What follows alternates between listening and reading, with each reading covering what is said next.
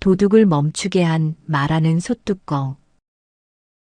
옛날 어느 깊은 산골 마을에 몹시도 매서운 겨울이 찾아왔습니다. 온 세상이 하얀 눈으로 덮여 길과 밭의 경계조차 사라진 고요한 밤이었지요.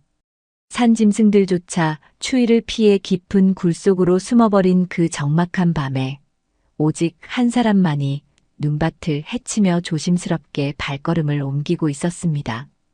그의 이름은 칠복이었습니다. 칠복이는 이 마을 저 마을을 떠돌며 남의 집 담장을 넘는 도둑이었습니다. 하지만 칠복이가 처음부터 남의 물건에 손을 대는 몹쓸 사람은 아니었어요. 원래 칠복이는 이웃 마을에서 가장 부자라고 소문난 이생원의 집에서 머슴살이를 하던 건실한 청년이었습니다. 새벽같이 일어나 소여물을 쓰고 해가 중천에 뜰 때까지 밭을 메고 밤이 깊도록 새끼를 꼬며 뼈 빠지게 일만 하던 착한 사람이었지요. 그렇게 10년을 하루같이 일하면 작은 초가집이라도 한 채 마련할 수 있을 줄 알았습니다. 그러나 욕심 많고 심술궂은 이생원은 칠복이가 품삯을 달라고 할 때마다 온갖 트집을 잡아 차일피일 미루기만 했습니다. 낫을 쓰다 이가 빠지면 그 값을 물어내라 하고 소가 병이 나면 칠복이가 관리를 못한 탓이라며 품삯해서 재버렸습니다. 결국 10년 세월이 흘러 칠복이의 손에 남은 것은 낡아빠진 누더기 옷 한 벌과 텅 빈 주머니뿐이었습니다. 억울함에 눈물을 흘리며 이생원의 집을 쫓겨나듯 나온 칠복이는 당장 하루 먹고 살 길이 막막했습니다. 며칠을 굶주리며 산길을 헤매던 그는 결국 허기를 이기지 못하고 어느 농가의 마당에 널려있던 무청 시래기 몇 다발을 훔치고 말았습니다. 그것이 도둑질의 시작이었지요. 처음에는 심장이 터질 듯 뛰고 죄책감에 밤잠을 설쳤지만 배고픔 앞에서는 양심도 점차 무뎌졌습니다. 그렇게 한 번, 두 번 남의 집 곳간을 털다 보니 어느새 칠복이는 좀도둑으로 전락하고 만 것입니다. 하지만 도둑질이라는 것도 늘 성공하는 것은 아니었습니다. 요즘 들어 마을 사람들은 겨울 채비를 단단히 하고 문단속을 철저히 하는 터라 칠복이는 벌써 사흘째 물 한 모금 제대로 마시지 못한 채 굶주리고 있었습니다. 뱃속에서는 꼬르륵 소리가 천둥처럼 울려 퍼지고 매서운 칠흑 같은 밤바람은 구멍난 손바지 사이로 파고들어 뼈마디를 시리게 했습니다. 칠복이는 얼어붙은 손을 입가에 대고 호흡을며 어떻게든 허기를 채울 만한 것을 찾아 산등성이를 넘어 이 낯선 마을까지 흘러들어온 것이었습니다. 마을을 한 바퀴 빙 돌아보았지만 으리으리한 기와집들은 담장이 너무 높고 개들이 사납게 지저대어 감히 접근할 엄두조차 나지 않았습니다. 그렇게 마을 변두리로 밀려나던 칠복이의 눈에 자그마한 초가집 한 채가 들어왔습니다. 지붕의 이형은 언제 새로 얹었는지 짐작도 가지 않을 만큼 시커멓게 썩어 있었고 마당을 둘러싼 쌀이무는 절반쯤 쓰러져 겨울바람에 위태롭게 삐걱거리고 있었습니다. 누가 보아도 지독하게 가난한 집이 분명했습니다. 도둑의 직감으로 보건대 저런 집에는 훔칠 만한 금붙이나 비단은커녕 쥐들도 먹을 것이 없어 굶어 죽을 판이었습니다. 이 초가집의 주인은 마음씨 착하기로 소문난 박과부였습니다. 박과부는 몇 해 전 남편을 병으로 잃고 어린 아들 동이와 함께 단둘이서 힘겹게 세상을 살아가고 있었습니다. 남의 집 밭일이나 삭바느질을 해주며 겨우 풀칠만 하고 사는 형편이었지요. 겨울이 오면 박과부의 삶은 더욱 고달팠습니다. 땔감이 부족해 얼음장 같은 방바닥에서 동이를 품에 안고 체온으로 밤을 지새우기 일쑤였고 끼니 때마다 한 줌도 안 되는 보리쌀에 썰어놓은 물을 잔뜩 넣어 끓인 묽은 죽으로 줄인 배를 달래야 했습니다. 그럼에도 박과부는 단 한 번도 남을 원망하거나 자신의 처지를 비관하지 않았습니다. 그저 동이가 건강하게 자라주기만 한다면 그것으로 족하다고 믿는 굳센 여인이었습니다. 보통의 도둑이라면 이런 가난한 집은 거들떠보지도 않고 지나쳤을 것입니다. 하지만 사흘을 내리굶어 눈앞이 노랗게 변한 칠복이에게는 찬밥 더운 밥을 가릴 처지가 아니었습니다. 금은보화는 없더라도 부엌 가마솥에 눌어붙은 누룽지 한 조각이나마 있을지도 모른다는 간절한 희망이 그의 발걸음을 그 초가집으로 이끌었습니다.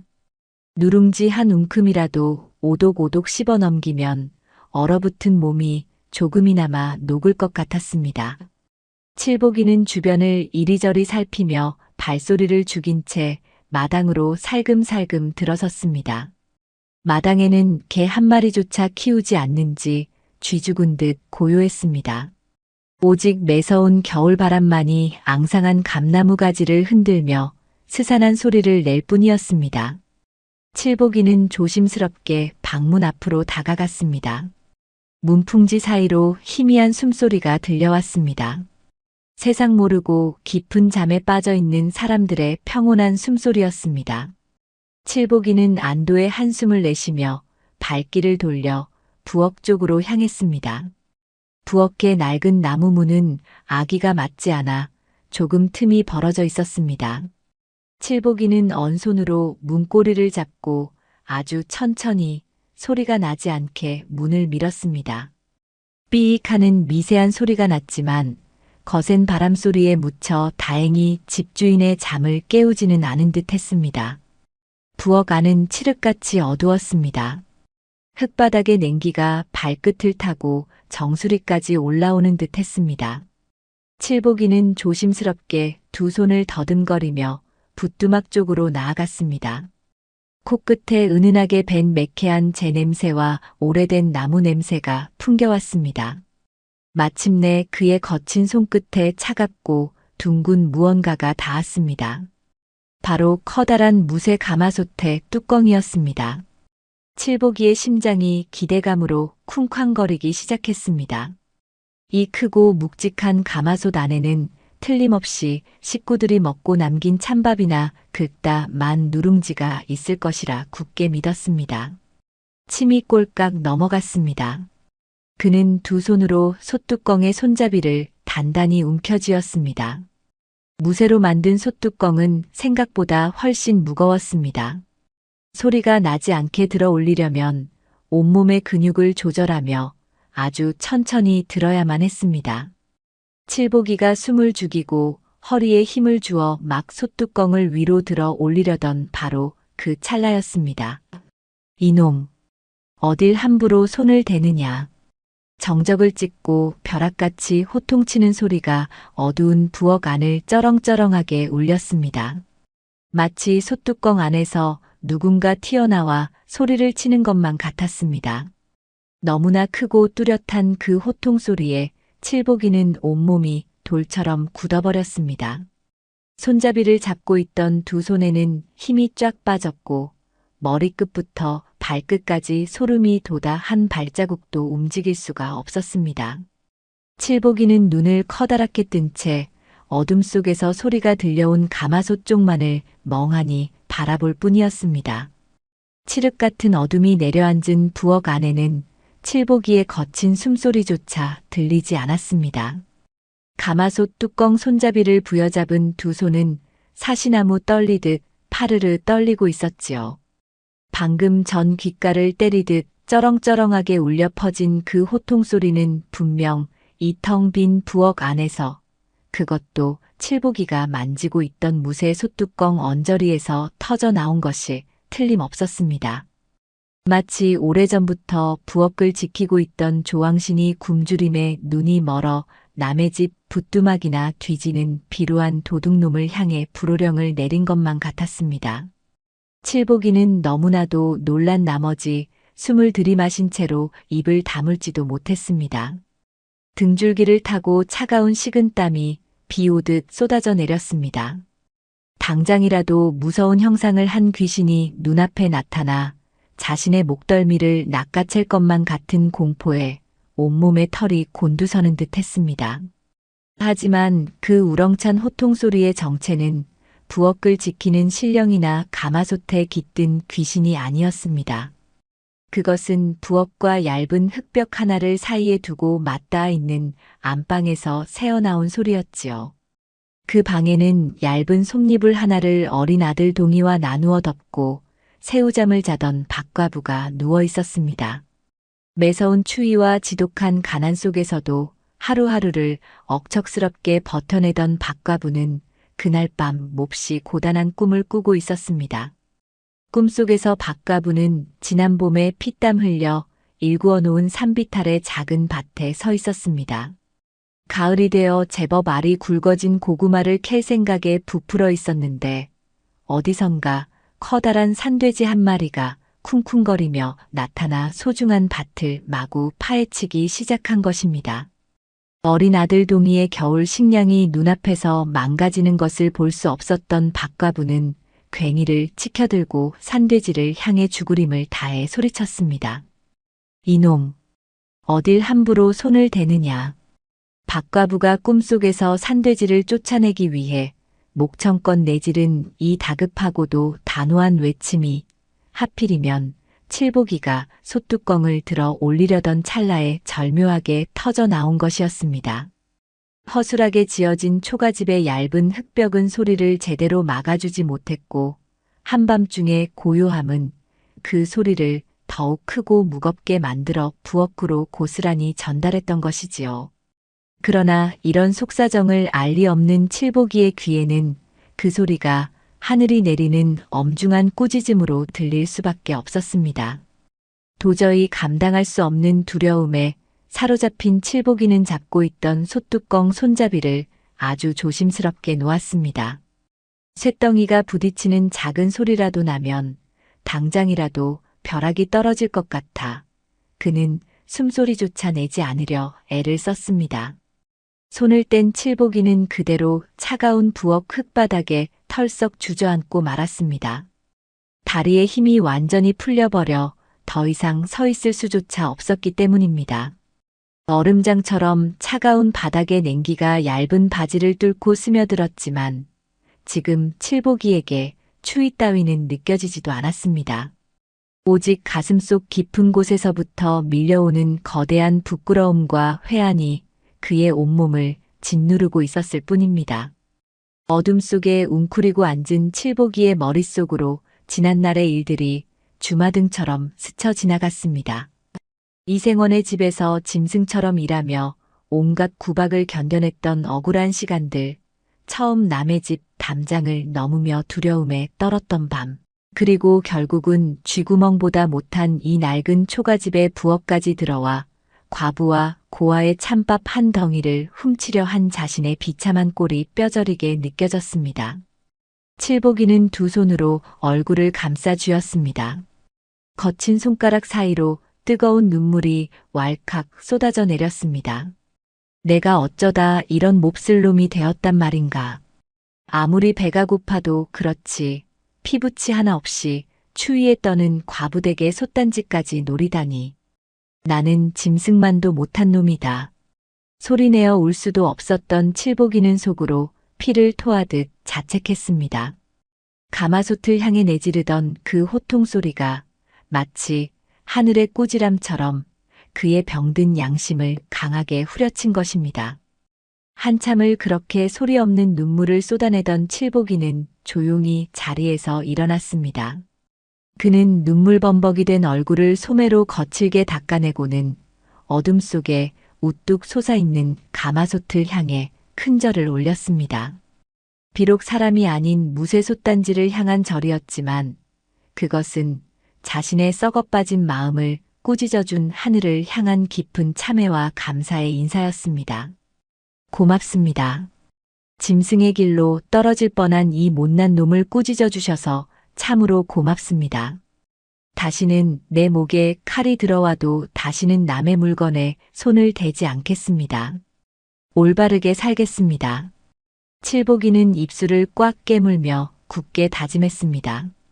도둑질로 연명하던 지난날의 자신은 이 캄캄한 부엌 바닥에 버려두고 이제부터는 아무리 굶어 죽는 한이 있더라도 떳떳한 인간으로 살아가겠다고 결심한 것입니다. 마음을 다잡은 칠보기는 들어올 때보다 훨씬 가볍고 조심스러운 발걸음으로 부엌을 빠져나왔습니다. 낡은 문을 닫고 마당을 나서는 그의 뒷모습은 여전히 초라하고 헐벗었지만 짓눌려 있던 어깨만큼은 전보다 훨씬 곱게 펴져 있었습니다. 눈밭을 밟으며 멀어지는 칠보기의 발자국 위로 다시 하얀 눈송이가 소리 없이 내려앉기 시작했습니다. 길고 길었던 겨울밤이 지나고 마침내 동이 터올랐습니다. 잿빛 하늘 사이로 희미한 아침 햇살이 스며들자 밤새 내리던 눈도 먹고 마을은 온통 눈부신 은백색의 세상으로 변해 있었습니다. 매서운 추위는 여전했지만 아침을 맞이하는 사람들의 일상은 멈추지 않았습니다. 낡은 초가집의 안방 문이 열리며 박과부가 모습을 드러냈습니다.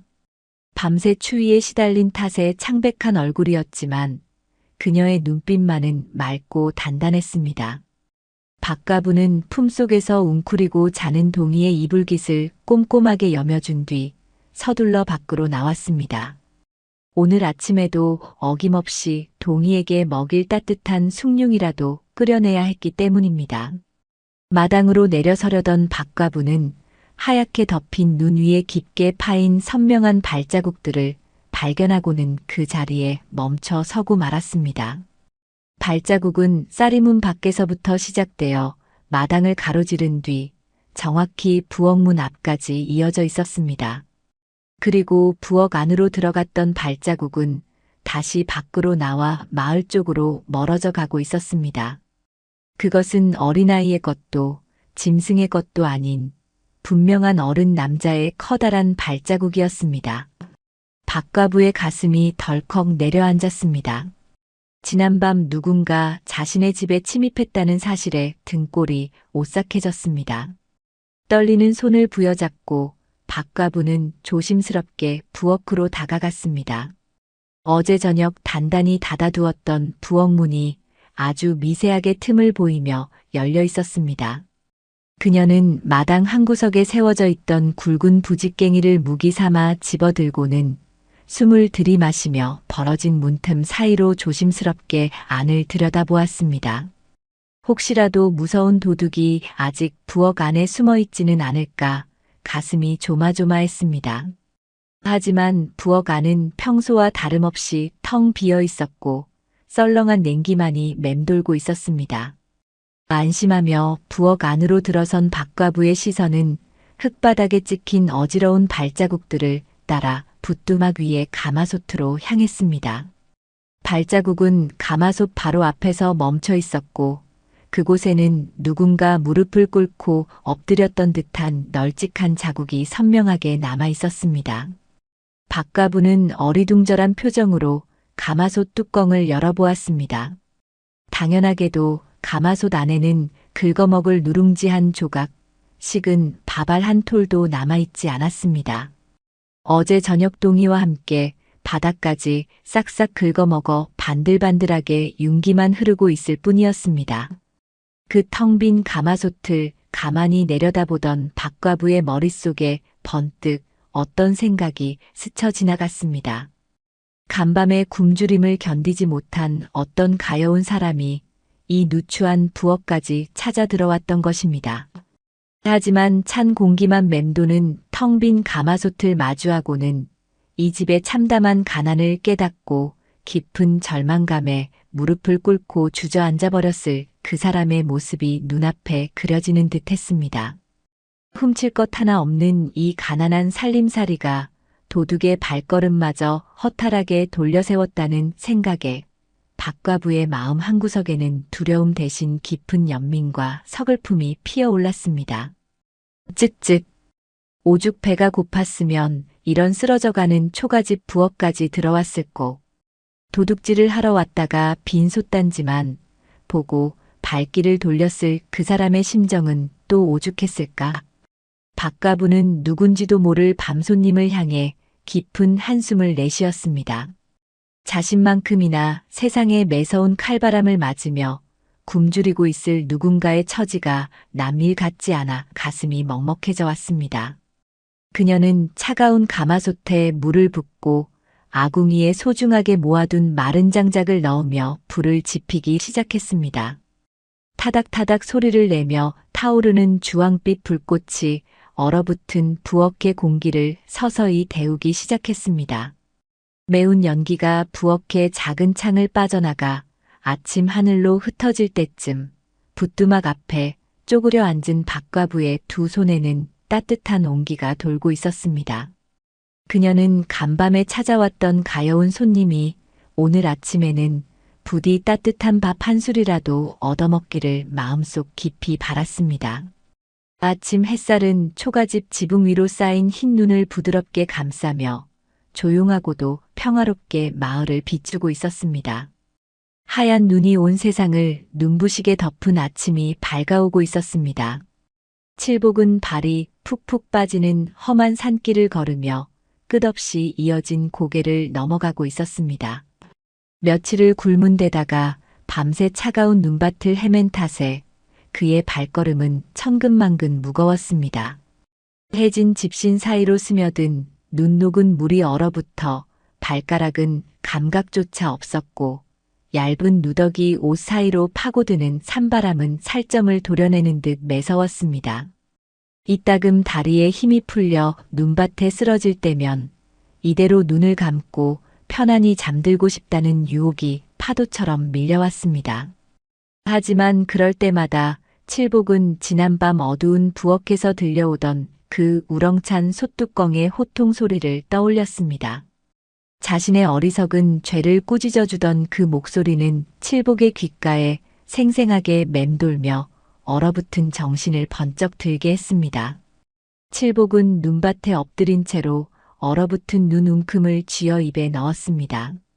찌르듯이 차가운 눈 녹은 물이 마른 목구멍을 타고 넘어가자 허기가 조금 가시는 듯 했습니다. 그는 비틀거리며 다시 자리에서 일어났습니다. 비록 몸은 당장이라도 부서질 듯 고단했지만 칠복의 가슴 속에는 태어나서 처음으로 느껴보는 맑고 뜨거운 기운이 차오르고 있었습니다. 남의 것을 탐하던 탁한 마음을 버리고 정직하게 땀 흘려 살아가겠다는 굳은 다짐이 그의 심장을 강하게 뛰게 만들었던 것입니다. 칠복은 산등성이 너머로 솟아오르는 아침 해를 바라보며 걸음을 재촉했습니다. 이번에 당도할 마을에서는 구걸을 하거나 도둑질을 하는 대신 반드시 내 두 손으로 정당한 품팔이를 하여 떳떳한 밥 한 술을 벌겠다고 결심했습니다. 반나절을 더 걸어 산을 완전히 내려온 칠복은 제법 규모가 큰 장터 마을에 도착했습니다. 장터에는 추운 날씨에도 불구하고 아침 일찍부터 물건을 사고 파는 사람들로 북적이고 있었습니다. 떡지는 구수한 냄새와 국밥집 가마솥에서 끓어오르는 진한 고기 국물 냄새가 차가운 공기를 타고 칠복의 코끝을 자극했습니다. 뱃속에서 천둥 같은 소리가 요동을 쳤지만 칠복은 입술을 꽉 깨물며 식당 앞을 지나쳤습니다. 그는 장터 구석에 자리한 커다란 객주집 마당으로 다가갔습니다. 마당 한편에는 겨우내 떼야 할 장작더미가 산처럼 쌓여 있었고 늙은 일꾼 한 명이 힘겹게 도끼질을 하고 있었습니다. 칠복은 조심스럽게 객주집 주인을 찾아가 허리를 깊이 숙여 인사했습니다. 그리고는 밥 한 술만 주신다면 저 산더미 같은 통나무를 밤이 되기 전까지 모두 장작으로 패놓겠다고 간청했습니다. 객주집 주인은 행색이 초라하고 바싹 마른 칠복을 위아래로 훑어보며 미심쩍은 표정을 지었습니다. 당장이라도 쓰러질 것 같은 몰골의 사내가 그 고된 도끼질을 해낼 수 있을지 의심스러웠던 것입니다. 하지만 칠복의 눈빛이 워낙 간절하고 단호했기에 주인은 마지못해 고개를 끄덕이며 도끼를 내어주었습니다. 칠복은 거친 나무 자루를 양손으로 단단히 움켜쥐었습니다. 이생원 집에서 10년 동안 머슴살이를 하며 지겹도록 했던 것이 바로 도끼질이었습니다. 칠복은 마당 한가운데에 굵은 통나무를 세워두고 크게 숨을 들이마셨습니다. 그리고는 있는 힘껏 도끼를 내리쳤습니다. 경쾌한 파열음과 함께 두꺼운 통나무가 단번에 두 쪽으로 쩍 갈라졌습니다. 며칠을 굶은 몸이라고는 믿기지 않을 만큼 날래고 정확한 솜씨였습니다. 객주집 주인은 내심 놀란 표정으로 고개를 끄덕이고는 방 안으로 들어갔습니다. 그때부터 칠복의 고된 노동이 시작되었습니다. 차가운 바람이 몰아치는 마당에서 그는 쉬지 않고 도끼를 들어 올리고 내리치기를 반복했습니다. 이마에서는 굵은 땀방울이 비오듯 쏟아져 내렸고 땀에 젖은 얇은 옷은 찬 바람에 금세 차갑게 얼어붙었습니다. 굳은 살이 박인 손바닥은 도끼 자루와 마찰되어 살같이 벗겨지고 붉은 피가 배어 나왔지만 칠복은 멈추지 않았습니다. 통나무가 하나씩 쪼개져 고른 장작으로 변해갈 때마다 그의 마음속에 쌓여있던 죄책감과 부끄러움도 함께 쪼개져 나가는 것 같았습니다. 도둑질로 남의 것을 훔치려 했을 때의 그 끔찍한 불안감에 비하면 몸이 부서질 듯 아픈 지금의 고통은 오히려 달콤하고 평화롭게 느껴졌습니다. 어느덧 짧은 겨울 해가 서산 너머로 뉘엿뉘엿 지고 장터의 사람들도 하나둘 집으로 돌아가고 있었습니다. 마당에 산처럼 쌓여있던 통나무들은 칠복의 부지런한 도끼질 덕분에 모두 가지런한 장작더미로 변해 있었습니다. 칠복은 뻐근한 허리를 펴고 가쁜 숨을 몰아쉬며 자신이 만들어낸 장작더미를 흐뭇하게 바라보았습니다. 온몸의 뼈마디가 쑤시고 손발이 후들거렸지만 칠복의 얼굴에는 옅은 미소가 번져 있었습니다. 객주집 주인은 마당으로 나와 가지런히 정리된 장작더미를 보고는 크게 만족했습니다. 그는 약속대로 김이 모락모락 나는 뜨거운 국밥 한 그릇과 고봉으로 눌러 담은 쌀밥을 내어주었습니다. 칠복은 마루 끝에 걸터 앉아 떨리는 손으로 숟가락을 들었습니다. 뜨거운 국물 한 숟가락이 입술을 넘어 식도를 타고 내려가자 꽁꽁 얼어붙었던 오장육부가 눈 녹듯 따뜻하게 풀어지는 것 같았습니다. 그것은 그가 도둑질을 시작한 이후로 처음 맛보는 참으로 떳떳하고 눈물겹게 달콤한 식사였습니다. 칠복은 밥알 하나, 국물 한 방울도 남기지 않고 그릇을 깨끗하게 비워냈습니다. 식사를 마친 칠복에게 객주집 주인은 수고했다며 품삯으로 엽전 몇 잎을 더 얹어주었습니다. 칠복은 그 돈을 받아들고는 잠시 망설이다가 주인에게 이 돈을 쌀과 작은 잡곡으로 바꾸어 달라고 부탁했습니다. 주인은 흔쾌히 돈 대신 쌀과 보리가 섞인 곡식 한 자루를 내어주었습니다. 칠복은 그 소중한 곡식 자루를 품에 꽉 끌어안았습니다. 자신의 땀과 피로 일구어낸 정직한 대가였습니다. 어두운 밤거리를 걸어 나오며 칠복은 품속의 곡식 자루를 조심스럽게 쓰다듬었습니다. 배는 든든하게 불렀고 손에는 당분간 끼니를 이을 수 있는 양식도 생겼습니다. 이제 낡은 헛간이라도 찾아 들어가 온몸을 녹이며 편히 쉬기만 하면 될 일이었습니다. 하지만 칠복의 발걸음은 장터의 후미진 골목을 벗어나 다시 험한 산길 쪽을 향하고 있었습니다. 그의 머릿속에는 지난밤 마주했던 그 텅 빈 가마솥과 차가운 흙바닥의 냉기가 지워지지 않는 낙인처럼 남아 있었기 때문입니다. 이름 모를 과부와 어린 아들이 오늘 밤에도 그 매서운 추위 속에서 텅 빈 가마솥만 바라보며 굶주리고 있을 것이라 생각하니 도저히 자신 혼자만 배불리 먹고 따뜻하게 누워 있을 수가 없었습니다. 밤은 전날보다 더욱 깊고 어두웠습니다. 하늘에는 별빛조차 보이지 않고 날카로운 바람만이 마른 나뭇가지를 흔들며 울부짖고 있었습니다.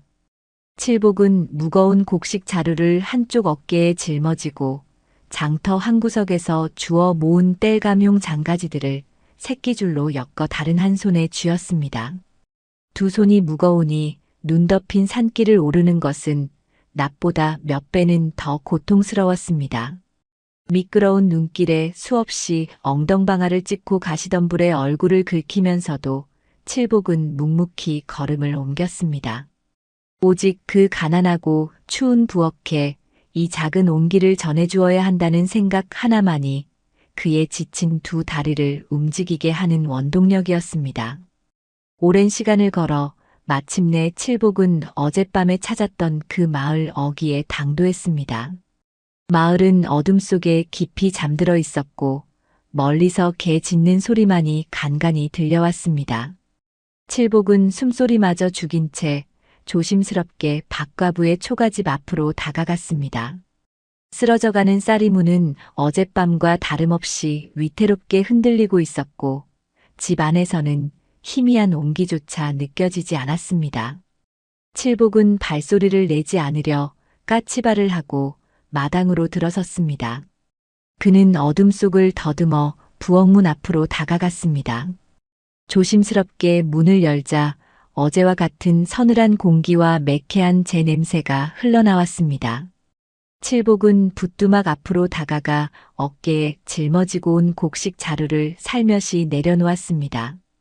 그리고 한 손에 들고 온 마른 장가지들을 아궁이 앞에 가지런히 쌓아 올렸습니다. 행여나 부스럭거리는 소리에 방 안의 사람들이 깰까 보아 그의 움직임은 무척이나 조심스럽고 세밀했습니다. 모든 것을 내려놓은 칠복은 다시 한번 어둠 속에 우뚝 솟아있는 커다란 솥뚜껑을 우러러 보았습니다. 어젯밤 자신을 향해 벼락같이 호통을 치던 그 신령스러운 솥뚜껑은 지금은 아무런 소리도 내지 않고 묵묵히 자리를 지키고 있었습니다. 칠복은 차가운 흙바닥에 무릎을 꿇고 정중하게 두 손을 모아 절을 올렸습니다. 지난밤에는 두려움과 회한의 절이었다면 오늘 밤의 절은 스스로 부끄럽지 않은 하루를 살게 해준 것에 대한 깊은 감사의 절이었습니다. 칠복은 마음속으로 솥단지의 주인이 내일 아침에는 부디 이 작은 곡식으로 따뜻한 밥을 지어 먹고 기운을 차리기를 간절히 기도했습니다. 부엌을 나서는 칠복의 뒷모습은 여전히 초라하고 지쳐 보였지만 그의 표정만큼은 그 어느 때보다 평온했습니다. 세상에서 가장 무거운 짐을 내려놓은 사람처럼 홀가분한 발걸음으로 그는 다시 눈 덮인 마당을 빠져나왔습니다. 칠복이 다녀간 자취는 소리 없이 내리기 시작한 밤눈에 의해 서서히 덮이고 있었습니다. 그가 남기고 간 넉넉한 곡식 자루와 마른 땔감만이 차가운 부엌 안에서 내일 아침에 따뜻한 불씨가 될 준비를 하며 조용히 자리를 지키고 있었습니다. 다음 날 아침 여지없이 차가운 공기가 코끝을 찌르는 새벽이었습니다. 박가부는 밤새 어린 동이가 추위에 깰까 보아 몇 번이나 이불을 다시 덮어주며 선잠을 잤습니다. 날이 밝아오는 것을 느낀 박가부는 부스스한 얼굴로 자리에서 일어났습니다. 어제 남은 시래기 몇 가닥으로 묽은 죽이라도 끓이려면 서둘러 불을 지펴야 했습니다. 박가부는 두툼한 저고리를 껴입고 안방 문을 열었습니다. 밤새 소리 없이 눈이 내렸는지 마당은 다시 하얀 도화지처럼 변해 있었습니다. 박가부는 언손을 호호 불며 부엌 쪽으로 걸음을 옮겼습니다. 그런데 부엌 문고리를 잡으려던 박가부의 눈에 이상한 것이 들어왔습니다. 어제 아침에 보았던 것과 똑같은 커다란 어른 남자의 발자국이 눈 위에 어렴풋이 남아 있었던 것입니다. 밤새 내린 눈에 반쯤 덮이긴 했지만 분명 누군가 밖에서부터 걸어와 부엌 안으로 들어간 흔적이었습니다. 박가부의 가슴이 또다시 철렁 내려앉았습니다. 훔쳐갈 것도 없는 이 가난한 집에 이틀 연속으로 도둑이 들었다는 사실이 믿기지 않았습니다. 그녀는 떨리는 손으로 부엌 문을 천천히 열었습니다. 그리고 어두운 부엌 안을 들여다본 박가부는 그 자리에서 돌처럼 굳어버리고 말았습니다. 늘 텅 비어 있어야 할 아궁이 앞에는 누군가 정성스럽게 주워온 마른 땔감들이 가지런히 쌓여 있었고 부뚜막 위에는 제법 묵직해 보이는 곡식 자루가 다소 곳이 놓여 있었기 때문입니다. 박가부는 믿을 수 없는 광경에 입을 다물지 못한 채 조심스럽게 부뚜막으로 다가갔습니다. 자루를 열어보니 그 안에는 윤기가 흐르는 쌀과 통통한 보리가 섞인 귀한 양식이 가득 들어 있었습니다. 너무나 놀랍고 기이한 일에 박과부는 멍하니 곡식 자루와 땔감만을 번갈아 바라보았습니다. 박과부는 멍하니 서서 부뚜막 위에 놓인 곡식 자루와 아궁이 앞에 마른 장작더미를 번갈아 보았습니다. 밤새 매서운 칼바람이 몰아치는 밖의 날씨와는 대조적으로 부어가는 웬일인지 훈훈한 기운마저 감도는 듯 했습니다. 떨리는 두 손으로 조심스럽게 곡식 자루의 입구를 열어본 박과부의 두 눈에는 금세 뜨거운 눈물이 차올랐습니다. 뽀얗고 윤기가 흐르는 쌀과 통통하게 여문 보리가 반반씩 섞인 귀한 양식이 자루 안에 가득 담겨 있었기 때문입니다. 평소 같으면 명절이나 되어야 구경할 수 있는 그 귀한 곡식을 바라보며 박과부는 다리에 힘이 풀려 차가운 흙바닥에 털썩 주저앉고 말았습니다. 이것은 결코 우연이 아니었습니다. 어제 아침 마당에 찍혀 있던 커다란 어른 남자의 발자국과 오늘 아침 눈 위에 남겨진 발자국은 완벽하게 같은 모양이었습니다. 어제는 텅 빈 가마솥을 확인하고 절망에 빠져 돌아갔던 그 가여운 밤손님이 오늘은 어디서 구했는지 모를 귀한 양식과 땔감을 지게에 지고 이 누추한 집을 다시 찾아온 것이 분명했습니다. 자신도 먹고 살기 힘들 터인데 굶주리는 과부와 어린아이를 위해 이토록 큰 선행을 베풀고 이름도 없이 사라진 그 사람의 따뜻한 마음씨에 박과부는 가슴이 미어지도록 벅차올랐습니다. 그녀는 흙바닥에 무릎을 꿇은 채 양식이 담긴 자루를 품에 꼭 끌어안고 소리 죽여 한참을 울었습니다. 고마움과 미안함, 그리고 알 수 없는 안도감이 뒤섞인 뜨거운 눈물이 자루 위로 뚝뚝 떨어져 내렸습니다. 마음을 추스른 박과부는 아궁이 앞에 가지런히 쌓인 마른 잔가지들을 들어 올렸습니다. 눈을 맞지 않도록 어찌나 꼼꼼하게 새끼줄로 묶어 품에 안고 왔는지 장작들은 습기 하나 없이 아주 잘 말라 있었습니다. 박과부는 부뚜막 앞에 앉아 부직갱이로 불을 지피기 시작했습니다. 잘 마른 나뭇가지들은 불씨가 닿자마자 타닥타닥 경쾌한 소리를 내며 금세 붉은 불꽃을 피워 올렸습니다. 밤새 얼어붙었던 부엌의 차가운 공기가 따뜻한 불기운에 밀려 순식간에 훈훈해졌습니다. 박과부는 솥단지에 맑은 물을 붓고 밤손님이 두고 간 쌀과 보리를 정성스럽게 씻어 안쳤습니다. 아궁이의 불길이 거세지며 가마솥 안에서 밥이 끓어오르기 시작하자 구수하고 달큼한 밥 냄새가 낡은 문틈을 넘어 온 집안으로 퍼져나갔습니다. 방 안에서 새우잠을 자고 있던 어린 동이는 구수한 밥 냄새에 코를 킁킁거리며 눈을 떴습니다. 동이는 부스스한 얼굴로 방문을 열고 부엌으로 쪼르르 달려나왔습니다. 아궁이 앞에서 환하게 웃고 있는 어머니의 얼굴과 모락모락 김이 피어오르는 가마솥을 본 동이의 눈이 휘둥그레졌습니다. 박과부는 따뜻한 물로 동이의 얼굴을 씻겨주고 사기 그릇에 김이 모락모락 나는 하얀 쌀밥을 고봉으로 눌러 담아 내어주었습니다.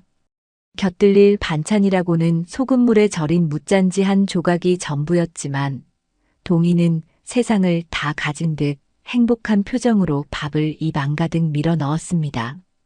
오물오물 밥을 씹어 삼키는 아들의 모습을 지켜보는 박과부의 얼굴에도 모처럼 환하고 따뜻한 미소가 번졌습니다. 그녀는 마음속으로 이름 모를 은인을 향해 천번 만번 고개 숙여 감사의 인사를 올렸습니다. 같은 시각 칠복이는 장터 어귀에 있는 낡은 헛간에서 눈을 떴습니다. 밤새 험한 산길을 오가며 곡식과 땔감을 나르느라 온몸의 뼈마디가 비명을 지르는 듯 쑤셔왔지만 그의 마음만은 하늘을 날아갈 듯 가볍고 상쾌했습니다. 지난밤 그 가난한 부엌에 온기를 채워넣고 돌아오던 길에 보았던 밤하늘의 별빛이 아직도 눈앞에 아른거리는 듯 했습니다. 칠복이는 자리에서 일어나 옷매무새를 단정히 하고 헛간을 나섰습니다. 매서운 아침 공기가 얼굴을 때렸지만 칠복이는 콧노래를 흥얼거리며 발걸음을 재촉했습니다.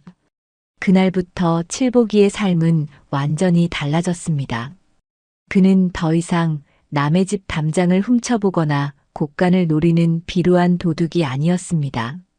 해가 뜨기 전부터 장터로 나가 객주집 마당을 쓸고 무거운 짐을 나르고 산에 올라 나무를 해오는 등 그 어떤 굳은 일도 마다하지 않고 묵묵히 해냈습니다.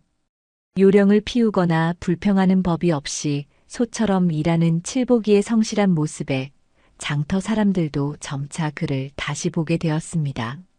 처음에는 행색이 초라한 떠돌이라며 경계하던 상인들도 이제는 칠복이에게 먼저 다가가 무거운 짐수레를 맡기거나 가게의 굳은 일을 부탁하기 시작했습니다.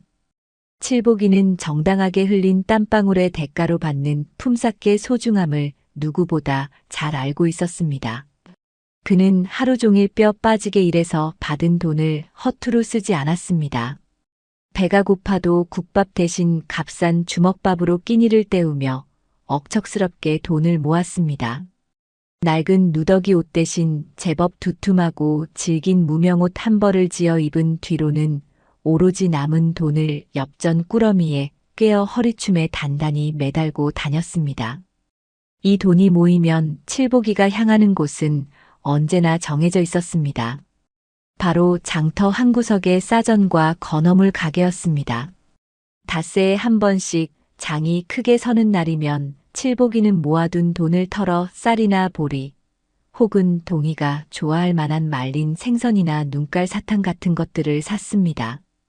그리고 마을 사람들이 모두 잠든 깊은 밤이 되면 어김없이 보따리를 짊어지고 험한 고개를 넘어 박과부의 집으로 향했습니다.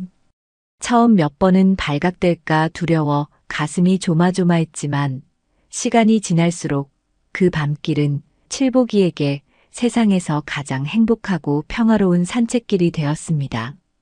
어느 눈 내리는 깊은 밤이었습니다. 칠복이는 품속에 따뜻한 무명천 한 필과 말린 명태 두어 마리를 안고 초가집 부엌으로 스며들었습니다. 발소리를 죽이고 부뚜막 앞에 물건을 내려놓은 칠복이는 어둠 속에 우뚝 솟아있는 가마솥을 향해 언제나처럼 정중하게 큰 절을 올렸습니다. 자신의 어리석은 영혼을 일깨워주고 새로운 삶을 살게 해준 솥뚜껑을 향한 변함없는 존경의 표시였습니다. 절을 마치고 돌아서려던 칠복이는 문득 안방에서 들려오는 희미한 목소리에 발걸음을 멈추었습니다. 그것은 박과부가 어린 동이를 품에 안고 다정하게 속삭이는 소리였습니다. 동이야, 우리는 참으로 복이 많은 사람들인가 보다. 산신령님인지 어느 마음씨 고운 선비님인지 모르겠지만 그분이 아니었으면 우리는 이 매서운 겨울을 넘기지 못했을 게야. 너는 커서 반드시 이 은혜를 갚는 훌륭한 사람이 되어야 한다. 문풍지를 넘어 들려오는 박과부의 다정한 목소리에 칠복이의 눈시울이 붉어졌습니다.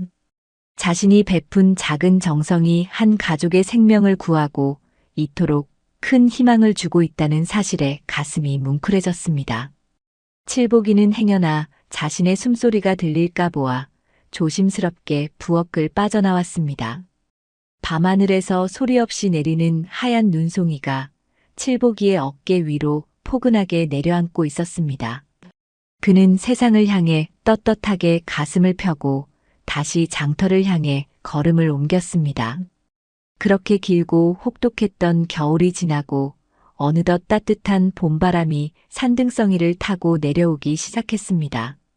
꽁꽁 얼어붙었던 계곡의 얼음이 녹아 경쾌한 소리를 내며 흐르고 앙상했던 나뭇가지마다 연두빛 새순이 다투어 피어났습니다. 박과부의 초가집 마당에 있는 오래된 감나무에도 파릇한 잎사귀가 돋아나며 생기를 되찾고 있었습니다. 매서운 추위는 물러갔지만 농사철이 시작되면서 박과부의 하루는 더욱 고달파졌습니다. 그녀는 밭을 갈고 씨를 뿌릴 준비를 하느라 새벽부터 해가 질 때까지 허리 한번 제대로 펴지 못하고 흙바닥과 씨름을 해야만 했습니다. 그러나 어느 날 아침 괭이를 어깨에 메고 산비탈에 있는 자신의 작은 밭으로 향하던 박과부는 그 자리에 우뚝 멈춰 서고 말았습니다. 겨우내 단단하게 얼어붙어 도무지 사람의 힘으로는 파헤치기 힘들 것 같았던 거친 밭이 밤사이 누군가의 손에 의해 아주 부드럽고 고르게 갈아져 있었던 것입니다. 흙덩이들은 잘게 부수어져 있었고 고랑과 이랑이 보기 좋게 줄을 지어 정리되어 있었습니다. 마치 힘센 황소를 앞세워 숙련된 농군이 며칠을 공들여 갈아놓은 듯한 완벽한 솜씨였습니다. 박과부는 놀라움에 입을 다물지 못한 채 주변을 두리번거렸습니다. 밭 가장자리의 부드러운 흙 위에는 겨우내 부엌 눈밭에서 보았던 것과 똑같은 커다란 집신 자국이 여러 개 찍혀 있었습니다. 밤새 무거운 괭이를 들고 혼자서 이 넓은 밭을 갈아엎었을 그 사람의 노고를 생각하니 박과부는 또다시 코끝이 찡해졌습니다. 겨울에는 양식과 땔감으로 목숨을 이어주더니 봄이 되자 1년 농사까지 도와주는 이 신출귀몰하고 따뜻한 은인이 대체 누구인지 궁금하여 견딜 수가 없었습니다. 박과부는 고르게 갈아진 흙을 두 손으로 쓸어보며 깊은 감사의 기도를 올렸습니다. 칠보기의 선행은 봄이 되어서도 결코 멈추지 않았습니다. 그는 장터에서의 일이 끝나고 밤이 깊어지면 몰래 박과부의 밭으로 찾아가 김을 매주거나 거름을 져다 날랐습니다. 박과부의 밭뿐만이 아니었습니다.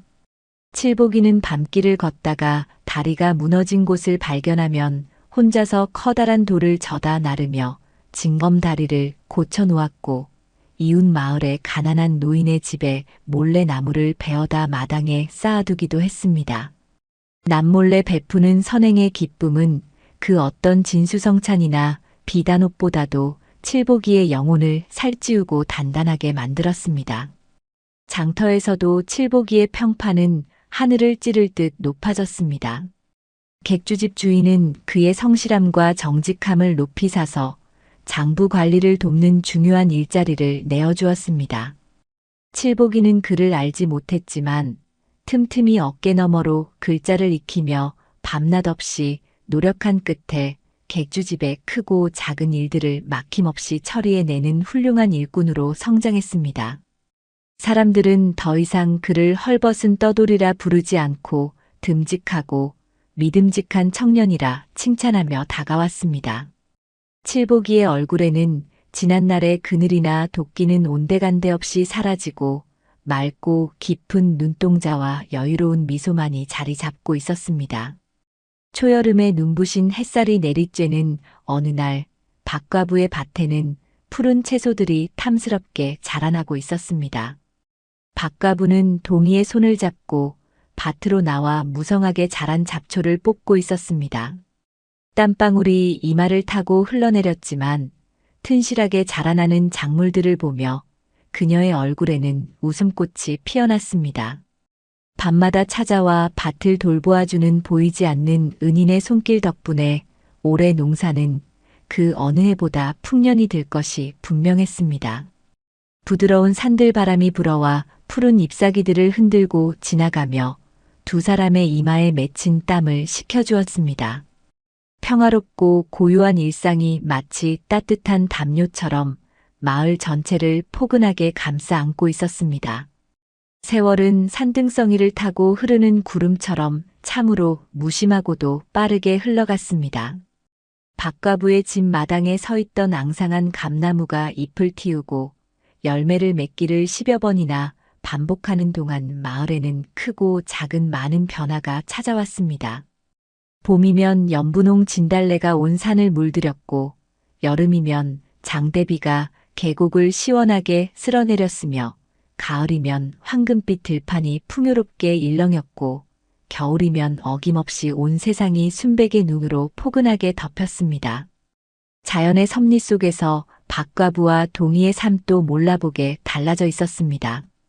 밤마다 몰래 찾아와 밭을 갈아주고 땔감을 쌓아두던 얼굴 없는 은인의 도움 덕분에 박과분에는 그 지독했던 가난의 굴레를 마침내 벗어던질 수 있었기 때문입니다. 어느덧 의젓한 청년으로 성장한 동희는 어머니의 따뜻한 보살핌 속에서 글공부에 매진하여 마을에서 제일 가는 지혜롭고 반듯한 선비가 되었습니다. 동희는 어릴 적 어머니가 들려주신 이름 모를 은인에 대한 이야기를 단 하루도 잊은 적이 없었습니다. 자신들이 굶어 죽을 위기에 처했을 때 아무런 대가 없이 생명의 은인을 자처했던 그 밤손님의 따뜻한 마음을 본받아 동희 역시 가난하고 소외된 이웃들을 돌보며 덕을 베푸는 삶을 살아가고 있었습니다. 비가 새던 낡은 초가집은 헐리고 그 자리에 작지만 튼튼하고 아담한 기와집이 새로 지어졌습니다. 하지만 박과부는 새 집을 지으면서도 옛날 초가집 부엌에 있던 낡고 무거운 무쇠 가마솥과 솥뚜껑만큼은 버리지 않고 마당 한가운데에 정성스럽게 모셔두었습니다. 그것은 자신들의 목숨을 구해주었던 보이지 않는 은인과의 소중한 연결고리이자 평생 잊지 말아야 할 감사의 징표였기 때문입니다. 한편 이웃장터 마을에서 꾸준히를 도맡아 하던 칠복이의 살 또한 상상할 수 없을 만큼 눈부시게 변해 있었습니다. 객주집 주인의 두터운 신임을 얻어 장부를 관리하던 칠복이는 특유의 부지런함과 정직함을 바탕으로 10년 만에 장터에서 가장 크게 번창한 상단의 주인이 되었습니다. 그의 상단은 전국 방방곡곡을 누비며 귀한 물건들을 사고 팔았고 칠복이의 이름은 정직하고 신용 있는 상인의 대명사로 널리 알려지게 되었습니다. 수많은 재물을 모았음에도 불구하고 칠복이의 마음가짐은 도끼질을 하며 눈물 젖은 국밥을 먹던 그날과 조금도 달라지지 않았습니다. 칠복이는 자신이 번 돈을 결코 혼자만을 위해 쓰지 않았습니다. 흉년이 들어 백성들이 굶주릴 때면 가장 먼저 상단의 곡간을 활짝 열어 곡식을 나누어 주었고 험한 산길에 다리가 끊어지면 사제를 털어 튼튼한 돌다리를 놓아주었습니다. 헐벗고 가난한 사람들에게 겨울이면 소못을 지어보내고 병든 자들에게는 약값을 아낌없이 내어주었습니다. 사람들은 얼굴 없는 천사처럼 끊임없이 선행을 베푸는 칠복이를 우러러보며 살아있는 부처님이라 칭송했습니다. 하지만 그럴 때마다 칠복이는 빙그레 웃으며 자신은 그저 과거에 큰 빚을 갚고 있을 뿐이라며 겸손하게 고개를 숙일 뿐이었습니다. 칠복이의 가슴 속에는 10년 전 그 매서운 겨울밤 텅 빈 가마솥 앞에서 들려오던 벼락 같은 호통 소리가 여전히 살아 숨쉬며 그의 길을 올바르게 인도해주고 있었던 것입니다. 어느 화창하고 따사로운 봄날이었습니다. 산들바람이 불어와 길가의 여린 꽃잎들을 부드럽게 흔들고 산새들이 경쾌한 목소리로 지저귀는 참으로 평화로운 아침이었습니다. 어느새 머리맡에 희끗희끗한 서리가 내려앉기 시작한 중년의 칠복이는 하인들도 물린 채 홀로 소박한 선비의 차림을 하고 길을 나섰습니다. 그의 발걸음이 향하는 곳은 10년 전 자신이 도둑질을 하러 숨어들었던 바로 그 깊은 산골 마을이었습니다. 칠복이는 늘 밤의 어둠을 틈타 몰래 양식과 땔감을 두고 도망치듯 빠져나오곤 했지만 오늘만큼은 밝은 대낮에 당당하고 평온한 마음으로 그 마을을 찾아가고 싶었습니다. 자신의 어리석은 영혼을 구원해준 그 신령스러운 솥뚜껑과 묵묵히 험난한 세월을 이겨내준 박과부 모자에게 이제는 제대로 된 감사의 인사를 전하고 싶었기 때문입니다. 구불구불한 산길을 천천히 걸어 마을 어귀에 당도한 칠복이는 몰라보게 평화로워진 마을의 풍경을 보며 깊은 미소를 지었습니다. 아이들은 길가에서 뛰놀고 있었고 밭에서는 농부들이 활기차게 씨앗을 뿌리고 있었습니다. 칠복이는 마을길을 따라 깊숙이 들어가 옛날 자신이 수없이 오갔던 그 초가집 터로 발걸음을 옮겼습니다. 그곳에는 낡고 허름한 초가집 대신 아담하고 단정한 기와집이 자리 잡고 있었습니다. 담장 너머로는 따사로운 봄 햇살을 받으며 곱게 피어난 매화나무가 은은한 향기를 풍기고 있었습니다. 칠복이는 조심스럽게 다가가 열려있는 대문 안을 들여다보았습니다. 마당 한가운데에는 백발이 성성한 노파가 되어버린 박과부가 따뜻한 햇볕을 쬐며 나무를 다듬고 있었습니다. 세월의 흔적이 깊게 파인 주름진 얼굴이었지만 그녀의 표정은 그 어느 때보다 온화하고 편안해 보였습니다. 칠복이는 헛기침을 한 번 하고는 정중하게 인사를 건네며 마당으로 들어섰습니다. 지나가던 길손인데 목이 말라 그러니 시원한 물 한 사발 얻어 마실 수 있겠습니까? 박과부는 일하던 손을 멈추고 환하게 웃으며 자리에서 일어났습니다. 그럼요. 마침 우물물을 시원하게 길어다 놓은 것이 있으니 잠시만 기다리시지요. 박과부는 뒤뜰로 가 이내 맑고 차가운 우물물이 가득 담긴 사기 그릇을 조심스럽게 내어왔습니다. 칠복이는 두 손으로 그릇을 받아들고는 시원하게 물을 들이켰습니다. 가슴속 깊은 곳까지 맑아지는 듯한 달고 시원한 맛이었습니다. 물을 마시고 고마움을 전하려던 칠복이의 시선이 마당 한 구석에 조용히 놓여있는 커다란 물건에 머물렀습니다. 그것은 다름 아닌 10년 전 그 추운 겨울밤 자신을 향해 무서운 호통을 쳤던 바로 그 낡은 무쇠 가마솥과 커다란 솥뚜껑이었습니다. 반들반들하게 윤기가 흐르는 솥뚜껑을 보자 칠복이의 가슴이 주체할 수 없이 거세게 뛰기 시작했습니다. 칠복이는 솥뚜껑 앞을 향해 천천히 걸어가더니 믿을 수 없게도 그 차가운 흙바닥에 무릎을 꿇고 엎드려 큰 절을 2번이나 올렸습니다. 지나가던 점잖은 선비가 갑자기 마당의 솥단지를 향해 큰 절을 올리자 박과부는 당황하여 어찌할 바를 몰랐습니다. 아니, 선비님. 어찌하여 생명도 없는 낡은 솥단지에게 절을 올리시는 겝니까? 칠복이는 절을 마치고 천천히 일어나 따뜻한 눈빛으로 박과부를 바라보았습니다. 그리고는 오랫동안 가슴속에 묻어두었던 이야기를 아주 조용하고 차분한 목소리로 꺼내기 시작했습니다. 어르신, 혹시 10년 전 눈보라가 몹시 치던 섣달그믐날 밤을 기억하십니까?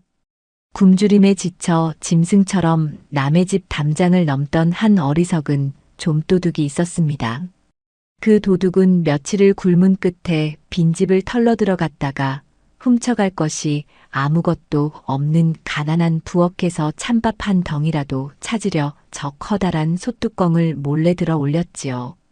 그런데 바로 그 순간 솥뚜껑 안에서 벼락 같은 호통 소리가 울려 퍼졌습니다. 칠복이는 잠시 말을 멈추고 먼 산을 바라보며 깊은 숨을 들이마셨습니다.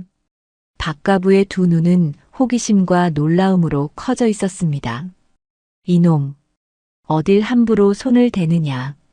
칠복이가 10년 전 귓가에 맴돌던 그 목소리를 흉내내어 나지막하게 외치자 박과부의 얼굴이 순식간에 하얗게 질리며 온몸이 굳어버렸습니다.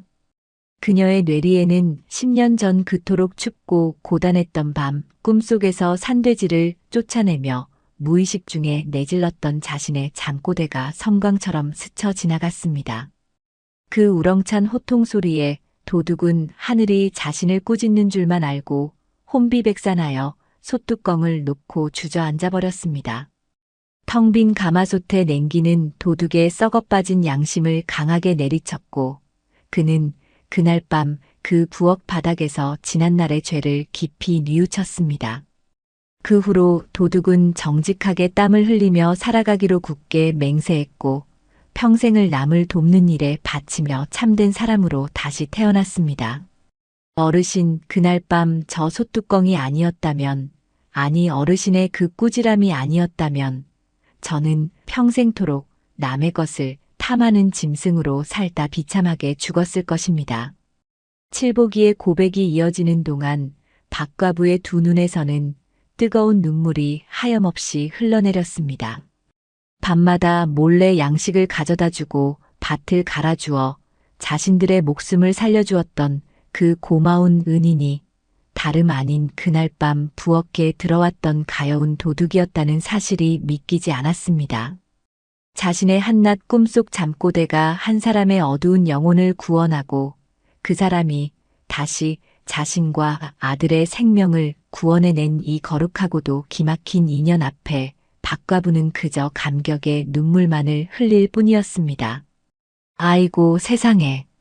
그날 밤 부엌에 오셨던 분이 바로 어르신이셨단 말입니까? 저희 모녀가 지금까지 살아 숨쉬는 것은 모두 어르신이 베풀어 주신 크나큰 은혜 덕분입니다. 제가 어찌 그 은혜를 다 갚을 수 있겠습니까? 박과부는 칠복이의 두 손을 덥석 부여잡고 엉엉 소리내어 울었습니다. 칠복이 역시 박과부의 거칠고 주름진 손을 따뜻하게 마주잡으며 굵은 눈물을 뚝뚝 흘렸습니다. 두 사람은 더 이상 아무런 말도 필요하지 않았습니다. 서로의 온기를 나누며 함께 흘리는 눈물 속에는 10년이라는 긴 세월 동안 켜켜이 쌓인 깊은 감사와 존경, 그리고 서로를 향한 무한한 사랑이 고스란히 담겨 있었습니다.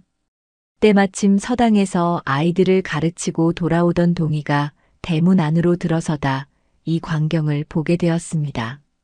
동희는 단번에 마당에 서 있는 낯선 선비가 평생을 그리워하던 바로 그 은희님을 직감할 수 있었습니다. 동희는 조용히 다가와 칠복이의 발 앞에 무릎을 꿇고 땅에 머리가 닿도록 정중하게 절을 올렸습니다. 평생을 마음속으로만 모시던 은인 어르신을 이제야 뵙습니다. 어르신께서 베풀어 주신 은혜를 거울 삼아 저 또한 세상의 보탬이 되는 사람으로 살아가고 있습니다.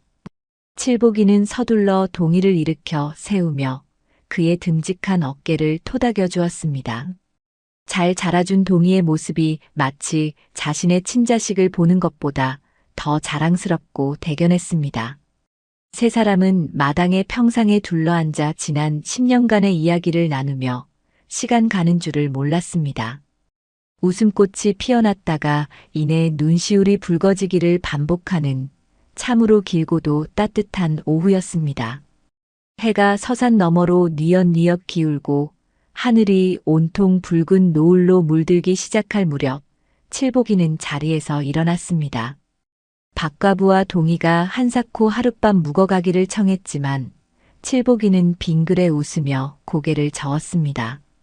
마음속에 응어리져 있던 가장 무거운 빚을 내려놓았으니 이제는 돌아가 자신의 일터에서 다시 묵묵히 세상을 위해 일해야 할 때라는 것을 알고 있었기 때문입니다. 칠복이는 대문을 나서기 전 마당 한 구석에 고요히 놓여있는 낡은 솥뚜껑을 다시 한번 따뜻한 눈길로 어루만졌습니다. 차갑고 단단한 무쇠 덩어리에 불과하지만 칠복이에게 그것은 세상 그 무엇과도 바꿀 수 없는 진정한 스승이자 깨달음의 성소였습니다. 마을을 빠져나와 다시 산길로 접어든 칠복이의 발걸음은 허공을 거닐 듯 참으로 가볍고 홀가분했습니다. 부드러운 저녁 바람이 불어와 그의 소매자락을 기분 좋게 흔들었습니다. 산 아래로 내려다 보이는 마을의 굴뚝마다 저녁을 짓는 하얀 연기가 모락모락 피어오르고 있었습니다. 어느 가난한 과부의 무심한 잠꼬대 한마디가 어두운 길을 걷던 한 사내의 심장에 불씨를 지피고 그 불씨가 세상을 밝히는 커다란 온기가 되어 온 마을을 따뜻하게 품어 안고 있었습니다. 산등성이를 붉게 물들이며 내려앉는 저녁노을은 마치 평생을 선하고 아름답게 살아온 사람들의 마음을 칭찬하듯 그 어느 때보다 찬란하고 포근한 빛을 온 세상에 고요히 내어주고 있었습니다.